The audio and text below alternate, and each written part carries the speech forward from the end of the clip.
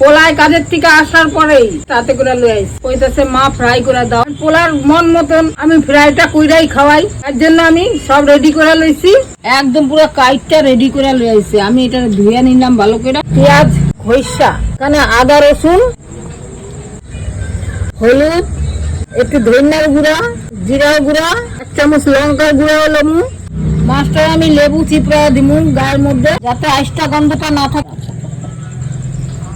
লেবু আর একটু মাছের পেটের মধ্যে দিয়া দেবো। বেশ সুন্দর মাইখা লইছি, সামান্য সরষের তেল দিয়া মশলাটা মাইখা লম, ভালো করে মাইখা লম। কেচাপ এর মধ্যে দিয়ে দিতেছি, 1 পাশটা মাখলাম, এমনি তেল দিয়ে দিলাম। এবার মাছটা আমি দিয়ে দিলাম তেলের মধ্যে।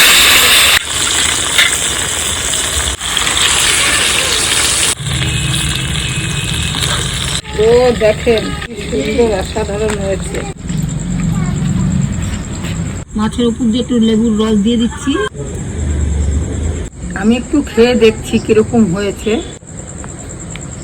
ভাজাটা সুন্দর হয়েছে।